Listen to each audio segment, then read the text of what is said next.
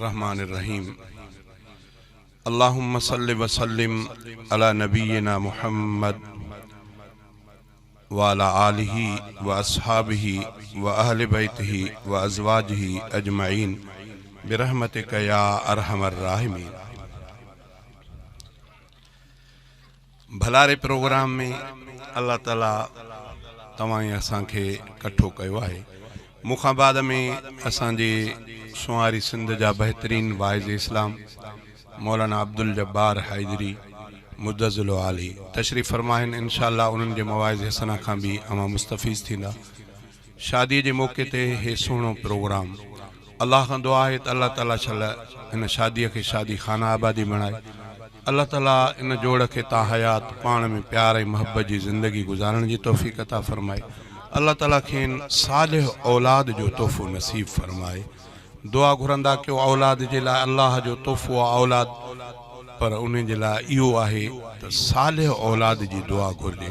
सिंधीअ में पहाको आहे त उहो सोनी घोरियो जेको कन छिने, उहा औलाद कहिड़े कम जी जेकी अबे ऐं अम्मा जे बेइज़्ज़तीअ जो सबबु बणिजे।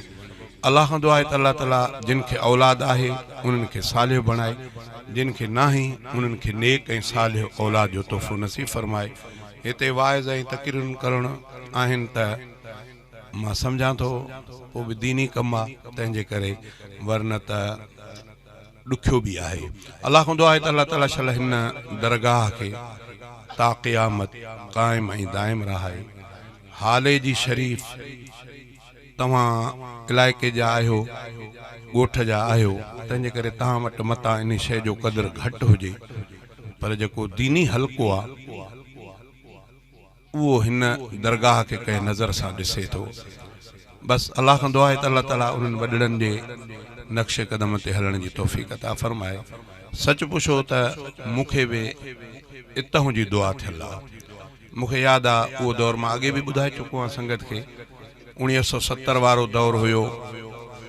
मौलाना बदरुद्दीन फुल पोटरो अल्लाह ताला उन जे क़बर जे मथां किरोड़ा रहम जा मींहं नाज़िल फरमाए। मौलाना मुफ्ती हबीबुल्लाह अल्लाह ताला उन जे क़बर जे मथां भी किरोड़ा रहम जा मींहं नाज़िल फरमाए। ये ॿई शख़्सियतूं असांजे ख़ैरपुर में जमीयत उलमा इस्लाम जे क़ौमी सीट ते मौलाना बदरुद्दीन ऐं जमीयत उलमा इस्लाम जे सूबाई सीट ते ख़ैरपुर वारीअ ते मौलाना मुफ्ती हबीबुल्लाह, ये हुया।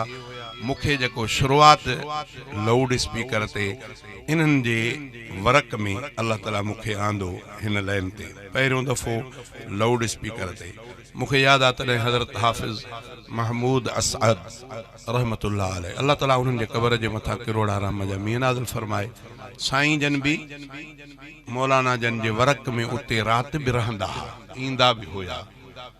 पोइ मूंखे यादि आहे त हिकिड़ो दफ़े मां साईं जन मौलाना जन जी जेको आफ़ीस हुई उन में हुयासीं।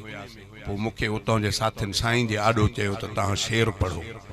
पोइ मूंखे उहो शेर भी यादि आहे त चयो हुम पीर मुंहिंजो दौर पंहिंजे जो कुतुब अख़्ताब हो, हज़रत हाले जवी ख़ुदि जोहरे नायाब हो। मूंखे अॼु ॾींहं ताईं जेकॾहिं मां थोरो बि अखियुनि खे बंदि करें ऐं उन दौर खे यादि कयां त हज़रत हाफ़िज़ साहब रहमतुल्लाह अलैह जो रोअण मूंखे यादि आहे, जो इन शेर ते रुना ऐं जसीम हुया ऐं पंहिंजो जिस्म जेको लुॾे पियो। अॼु बि मां जेकॾहिं अखियूं ॿूटींदो आहियां त मुंहिंजे आॾे उहो मंज़र हूंदो आहे। इहा साईं जन सां बि मुंहिंजी पहिरीं मुलाक़ात। वरी कुझु ॾींहंनि खां बाद में इहो ई सिलसिलो हले पियो। ख़ैरपुर जे ॿाहिरां ठेड़ीअ वारो फाटक सॾिबो। मूंखे यादि आहे त मां पंहिंजे बाबा साईं सां पेंडल साइकिल ते ॻोठ खां ओॾहीं वयमि पे उन आफ़ीस वर्क वारीअ ॾे त हज़रत साईं जन जीप में आया पे। अचानक साईं जन भी साम्हूं, असां ॿिए पासे ॾऊं ॾिसी वरितोसीं हिक ॿिए सां।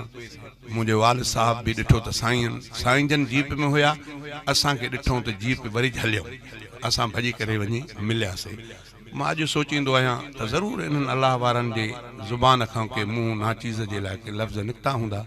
तंहिंजे करे अल्लाह तबारक व ताला मूंखे इहो एज़ाज़ ॾिनो आहे। हे हज़रत साईं हाफ़िज़ साहब रहमतुल्लाह अलैह।